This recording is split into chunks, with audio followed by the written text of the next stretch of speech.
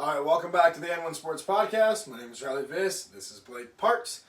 We just wrapped up the War Eagle Conference preview, and we are on to the best conference in the entire state in the entire history of Iowa basketball. It is the Siouxland Conference. I guess where do we freaking start with this one? We can head to the bottom, I suppose. Do what we did on the other ones.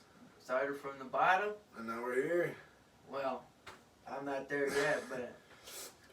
Let's start with... a yucky looking Sheldon team. They're projected 9th on Prep Hoops. We have them 10th. Sibley's making improvements. I think they're both going to be ass this year. Or Hey, I apples like this a year. battle for last place. I marked made for kids so we can get more viewers on here. So we cannot say ass. We gotta say apples. Damn it. Shoot. Looks like I swore again, huh?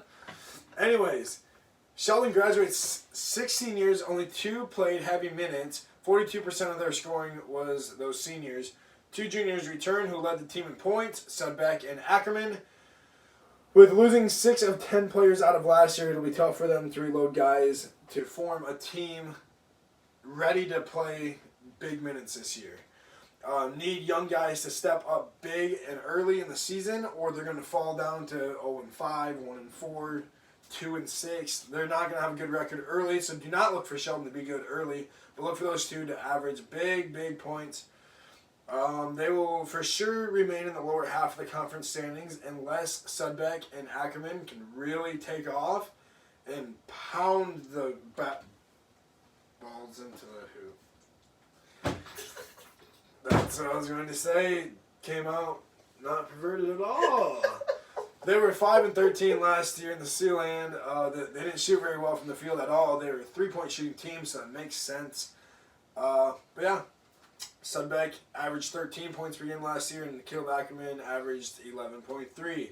They really need to step up for them to be anything next year.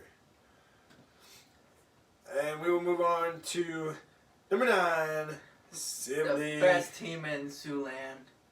Sibley. Actually, will be terrible this year. I know. Graduate 4 seniors this year. 39% of the scoring returns. Right? Is that what that means? Yep. All right. No, 39% graduated. Oh, okay. Yeah. So basically 60% comes back. 61%. We'll need Carter Brower to lead the team in a much bigger way than he did last year.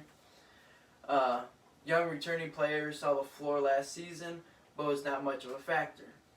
We'll need them to step up in a big way to help support Brower because he can't do it all himself. No, sir, not in the Siouxland. No. They need to focus heavy on defense and offense to compete with Siouxland teams. That is a fact. Because, well, it's offense and defense, but you also need to learn to be a little physical too. Yep, defense will turn into offense for this team, and they really need to be physical. Whether that means you're in foul trouble late in the game, that's what that means. You need to change something up from going 1 in, I believe, 20 or 21 last year. Something needs to change. Whether it means you need to start getting more rough with opponents, or it means that's what it means. You just gotta be more rough. You just can't be soft in this conference. Yeah, because go for it. No team will play soft in this conference. What's there to lose? Getting fouled out and losing a game because you got fouled out, but you kept it close, or lose and you did nothing about it. Mm-hmm. You know, do something about it this year, boys. Let's see if they can do anything about it. They're going to be mid to lower half of the conference in the standings, which right now we just have them at number 9. Look for them to stay pretty low unless the young men can stand up and step up and really help them. For sure. Number 8. This one's tough. It's very tough. Let's see what Prep Hoops has them at. It is George Little Rock. They have them at 7. We have them at 8. And George will be very interesting this year. It's hard to talk about them because they're a very weird team this year. They graduate their top 2 scorers. That is 70% of their scoring. Their main returns is Ben Anderson, Mason Post, Will Hamilton, and Colin Mao. They all played part of our AAU team 2 years ago with Aaron on the podcast. And that tournament went great. No. I wasn't in it, so. They played. At work. It was a bunch of George kids, so Yeah. you'd expect. That's probably why we get our butts kicked. But anyways, small team and will need to rely on Ben to take over games. He had the game winner against, who was that really good team that they beat last year at the buzzer? Remember Ben had that tip to him? That was Harris Lake Park. Oh yeah, against Harris Lake Park in a huge Isaac game. Yeah, we were there. Yeah. But yeah, huge win for him. So I mean, he's not afraid of the big moment. The team has potential to contend for a spot in the middle of the conference, but don't bet on it. They're just gonna sit in the lower half to mid half because Mason Post really isn't a huge scorer. Will Hamilton's pretty small for his age, but he can shoot, and Kellen Mao is able to play a good game too, but they're really not takeover players except for Ben. Ben really needs to go on a different team. He's a hell of a player all around. He has great vision. He can shoot the ball. He can drive the ball. He has great defense. He can block the ball. He can steal the ball. He's literally an all-around player. He's like a Rajon Rondo of high school basketball. He's just that player. So hopefully he can step it up and help his team kind of move up in the standings, but look for them to stay pretty low. Number 7 is Blake. Oof. I'm surprised. Oof. Prep Hoops has them at 5. I have them at 7. Oof. You think higher? I think 7's a little too low for them. Just because when I've played against, well, obviously I haven't really seen much of Westline the past few years after I graduated, but whenever we played against them, they'd always give us a hell of a time. Let's put it this way then. The reason they are 7th is because the top 7, the 2 through 7 is wide open. 1 is obviously locked by Boyne Hall. They just returned too much talent. We'll get into that. But 2 through 7 is really wide open between Central Line, Rock Valley, MLC, Ogoboji, Sioux Center, and West Line. I think it's wide open. George can even poke their head in there a little bit. Sylvie can even talk to them a little bit as well. And I mean, Sheldon's not too far away from that either. They'll flirt with them if they want. Really, I mean, 2 through 10 is pretty wide open, except for some teams you won't see at the bottom. But some teams at the bottom, you can see them up top. So that's why I have them at 7. Prep Hoops has them at 5. Because it can be anywhere. It's preseason. We'll see. But if you want to jump into it. I'll jump into it. They graduate the top 2 scorers. They graduate 3 seniors. That was 55% of their scores. Colby. Jackson Myers looks to fill his brother's shoes, Logan Myers' shoes as a leader of the team. They're always a tough team to play, like we were kind of just talking Very about. Physical.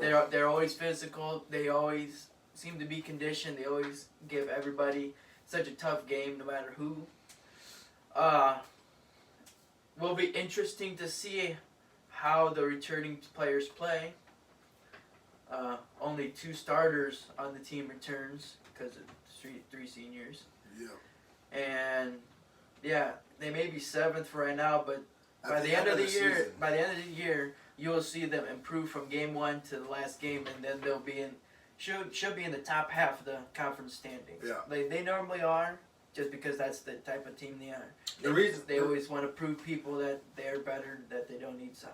We had to put them at number 7 because they lost 3 starters, 3 seniors, and 55% of their scoring. They lost a lot. They really did. They're going to be a good team, yes. They're going to be in the top half by the end of the season. Mm-hmm. But this is preseason rankings right now. They look like the 7th best team to me.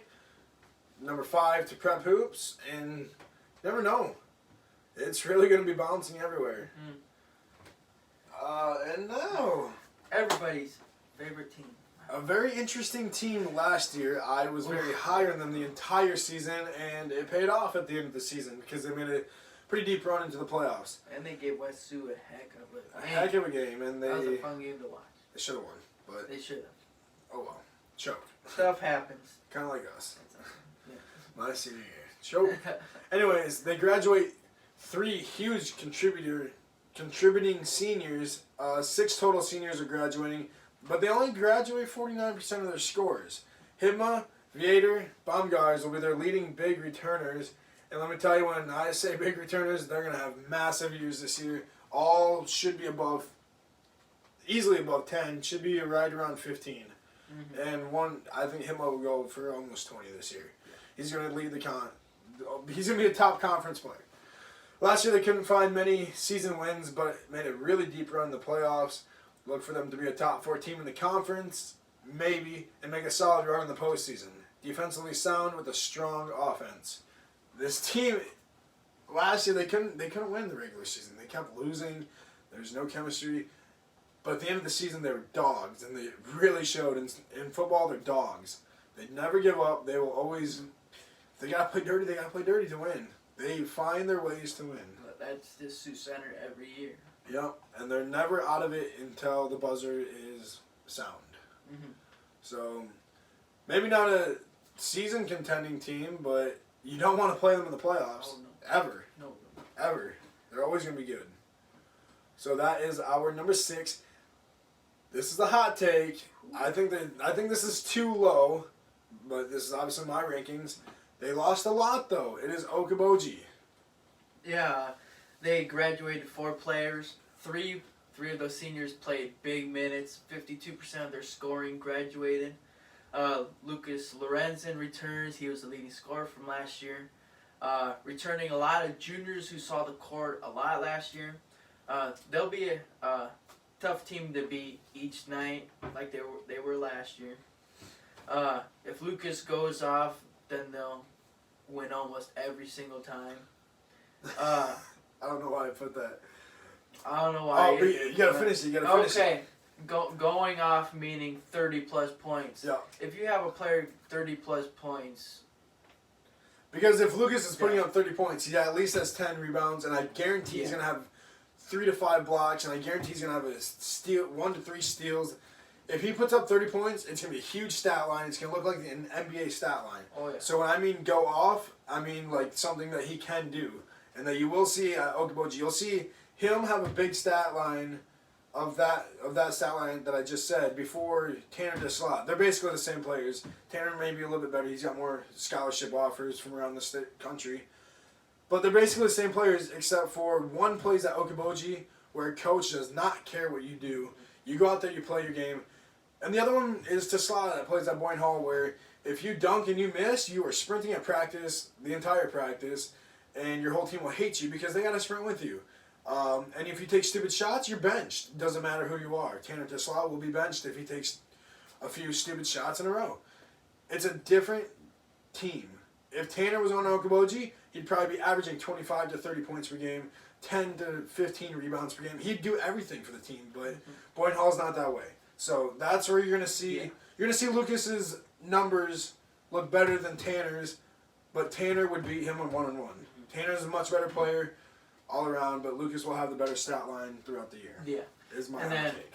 Defense will be key in helping Lucas run the offense and determine a win or loss each night. They will also... They're at, 6 right now? 5. They're at 5. So they'll be in this 5 spot or higher Guaranteed. by the end of the year. Not right now. Top 3. Look for top 3 at the end of the year. Maybe even second. Look for it. Okoboji has never been looked at as a good team in basketball or even football, but this year they're going to be legit. And that will move us on to numero 4. MOC. MOC, and this is a team that's not really great at all. This is a very sketchy team to vote for. If you're betting, do not bet for them right now until halfway through the season when you see what they actually are. They graduate their top 4 scorers. Also known as 80% of their scoring. A lot of returners got decent end of the game minutes last year, so really clean up minutes. Will be interesting to see how they rebuild. They're basically rebuilding. Mm-hmm. It's MLC, so bet on them being in the top half of the conference standings just because it's MLC and their coach is one of the best in the entire state. Oh, yeah. They'll have an ugly record at the end of the year, and it's going to be really tough since they're 3A in the postseason. But look for them to have a good postseason run if possible, if they can bring the team really together. I have them at 4. I don't know why. Yeah, I said they have an ugly record at the end of the year, so they're going to probably start at 4 and probably drop to 5 or 6. That's just kind of my prediction for them. Not much to talk about for MLC. Let's see what Prep Hoops has to quickly say about MLC. It'd be interesting. They were conference champions last year. That's true, I guess. Because they beat them. Yeah. Biggest question is for the returning champs is who will fill the void from graduation of losing 80%. Coach DeYoung has a tradition-rich program that always reloads, like we just said. Perfect. He does. Very true. Let's head on to number 3. And this one will be Rock Valley, and obviously Blake is talking about this one. Line number 2.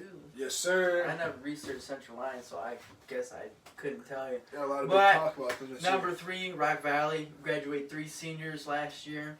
All played big roles on the team. Yes and no. Cody Mosher, not really. Jackson Rosewood, yes. In my opinion, I don't think Cody was a 3-point shooter. Late in game, Cody was a 3-point shooter, in my opinion. When we were down 20. Right. But when we were in these close games, Cody and Eric didn't see a whole lot of minutes, but they still saw some. But Jackson was the big one, but only 25% of the scoring graduated. Was clear second place team behind Boyne Hall until football injuries happened. Gottfredson, who is recovering, I'm surprised how fast he's recovering, a lot quicker than what I thought he would. And Sam Remedy, who I'm not sure what happened with him, but he still hasn't had surgery, I don't believe. But doesn't mean that you should count this team out. Their youth receiving a lot of minutes last year. It will help them out, but 2 injuries will be too much as they are likely not able to return. And if they do, it'll be late in the year. This was made like a month ago. Gottfredson, of course, he might return late in the year.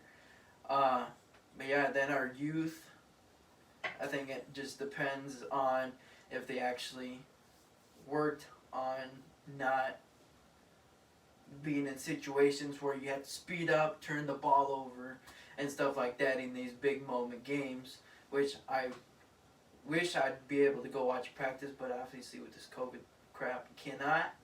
So I guess I just got to watch them first game, see if any of that happens, which hopefully they ended up working that. Hopefully Vandermine got them through that, and we will see tomorrow. But with injuries, they will battle for the middle of the conference. Without injuries, they'll be a top 3 team. Yeah, that would be true. If we don't have any more injuries, I think we could still be a top 3 team. It just depends on what team comes out, how well we're coached and stuff like that. Usually Rock Valley is always a well-coached team. It just depends on big moment situations or who they play. Sometimes the game plan won't work, and it's just hard to get around the opposing team. Rock Valley's a very well-coached team. Very well-coached. I will give them credit. They're always a physical team. Yeah, and he came from Boyne Hall, so hello. I went to Rock Valley, so. Anyways, I forgot what I was gonna say. But, they returned quite a few people. So. Yeah, they're gonna be tough this year.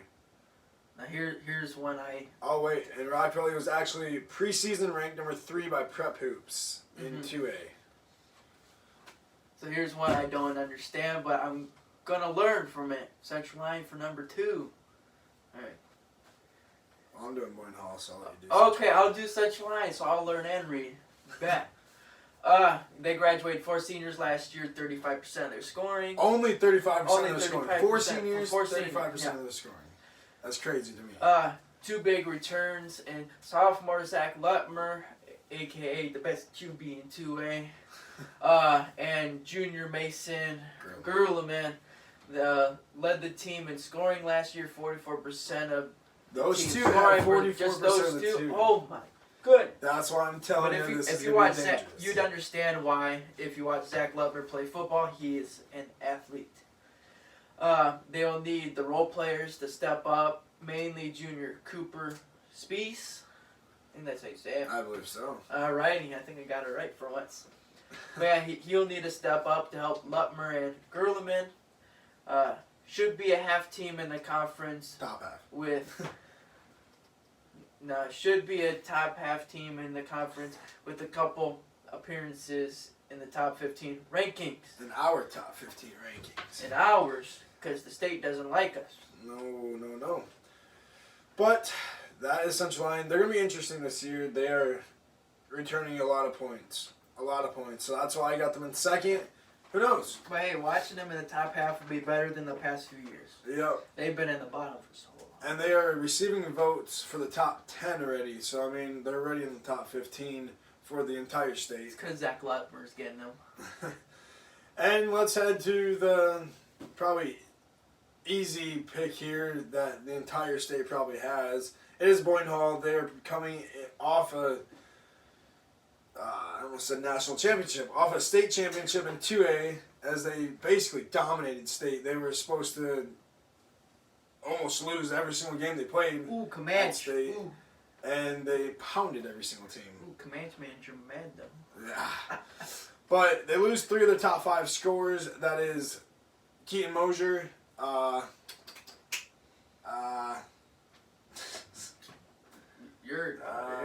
can't think of his name. Andrew Frick, and I believe that would it be the older Tesla or High Trader? I'm not sure. High Trader. No, it's going to be High Trader. That's a point guard. No, that was Carter Francis this year. Anyways, probably High Trader. And High Trader last year. They return the big head of the state, Tanner DeSla. He's number 4 in the entire state of Iowa for his grade. It's not. Or maybe that's... No, I think that's actually total player rankings this year. No, I think that's total player rankings. He's way up there. I was pretty surprised. No, that's actually in his grade. He's number 4 in the junior class. 2022? Yeah. They return 53% of their scoring, but reload very well. Not sure why I put both of them in the same sentence. They're conference leaders. Tesla and Kellerman should score 40% or more of the conference points this year. A lot of the role players with a good mix of shooters and defense, and they graduate 4 seniors, as I already said that. But no, there is rumor that there's like 7 players that have the possibility of getting minutes this year, and Francis is super lucky this year, Coach Francis, because he gets to look at all 7 of them and be like, huh, yeah, I'll pick between you guys. There's so much depth in this team, and really, every guy really does his own thing. There's 3 shooters in the junior class. There's Tanner DeSla in the junior class. The junior class has a lot of shooters and defense, and then the seniors are really more defensively sound. So it'll be very interesting to see who Boyne Hall kind of plays throughout the season for player-wise.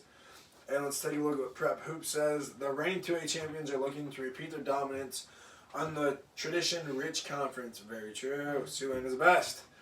The Comets graduate 58% of their scoring. I was a little bit off. That is 62 points per game.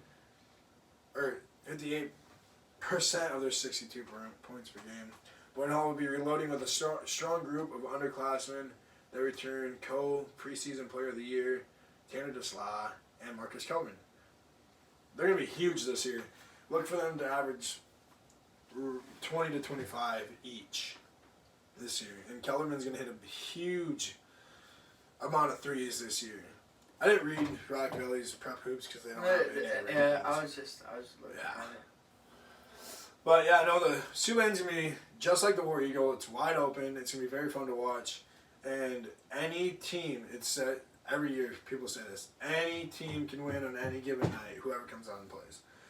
Last year's a little bit different because it was more of a top-heavy conference because the bottom teams really didn't look like they cared. But let's look at the summary of it. Well, Cole's preseason player of the year is Tanner Desla and Lucas Lorenzen. Both are juniors this year, you guys. I'm telling you, Lucas averaged 22.5 points per game, 12 rebounds, 53% shooting, 44% from three. As a sophomore, let me tell you, his stat line is going to be insane this year. Look for him to average over 25 and around 15 rebounds and around the same shooting percentage. He is going to have a huge season, and he's going to get a lot of offers this year. And then next season, he's going to step up even more. Look for him to average 30 and 15 next season because he keeps growing. He is doing amazing in the summer at growing and getting better. And he put Okoboji on the map. Both of these two kids are... Both of these two teams or players are 6'4", juniors. Basically got the same stat line, Yeah. except for rebounds. Which, I mean, you looked at Boyne Hall's rebounding last year, and every single player rebounded. You know, Keaton Mosier was a point guard, and he had, I think, one of the top He rebounders. was a post player. He wasn't a tall post player. Keaton? He He's took a the ball. center. He took the ball down. Everybody. I mean, he was listed as a center, but he didn't jump.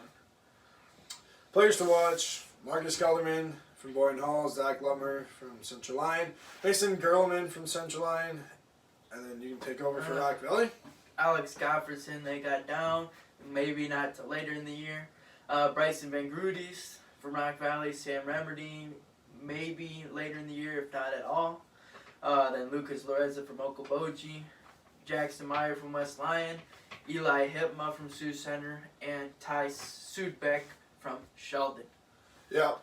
Boyne Hall and MLC split their games last year, and MLC somehow had the tiebreaker. I think they won later in this season. I don't even know. They But won by more points differential. But Rock Valley was nipping on these teams' heels all season long, with Boyne Hall and the Rockets returning a lot of players and scoring are pushing them to the front of the conference championship race. Like we keep saying, Rock Valley's got to get their players back, and then they will contend. But until then, I think they're just going to kind of float in the middle there and just kind of beat the teams they need to beat. And I think they'll lose to a few strong teams. But once those players come back, they're going to be nasty in the playoffs. You don't want to play Rock Valley. And only one of the injured players is a senior. So yeah. hopefully he'll be able to come back, but if not... And that's their star player by far, in my opinion. I think Alex is by far their best player. Yeah. So hopefully they can get him back before the playoffs come around. But yeah, that kind of wraps up the Siouxland. Obviously, we didn't get too much into it yet. This is just preseason. Oh, I did tiers. Boyne Hall is a top tier team. Mid tier, Boyne Hall obviously is on their island. We've said this a few times. Mid tier is Central Line, Rock Valley, Okoboji, Sioux Center, MLC, and West Line. And lower tier is kind of George can jump up, but the lower tier, there really is no lower tier. It's all middle tier and then Boyne Hall. Everybody's going to be nipping at Boyne Hall to beat them. So, I mean, Boyne Hall has to come out and play good every single night because there's no terrible team. I almost swore. There's no terrible team in the conference this year. So, Boyne Hall has to come out and play good, and I think that's really going to poise one of these teams in the Siouxland to win a championship this year. And obviously, if you're in Vegas and you're betting, you're probably betting on Boyne Hall at this moment because they are healthy. They have so much depth. This, that, they won it last year, they have experience. One of the best coaches in the entire state of Iowa in the history. But yeah, look for Central Line, Rock Valley, Boji, Sioux Center, MLC, West Line to really make a run at going to state this year. It'll be fun. Anything else for you to say? I ain't got nothing. I don't got anything else to say, but season for, I think, Siouxland's, well, I think it starts tomorrow. Unless some teams have played, but I think it'll be a good year. This is probably one of my favorite conferences to do out of the three that we do. Yeah. This is the most fun just to watch every single team. Doesn't matter what team. Well, except for like last year, if you watched like Sibley versus like Boyne Hall, then that wouldn't be so much fun. But these middle tier teams are always fun to watch. Yeah, look for us to really dial down on the Siouxland this year and then kind of cover the War Eagle quite a bit, as much as we can. Yeah. And then kind of look for the lakes to be covered, but not extremely in depth.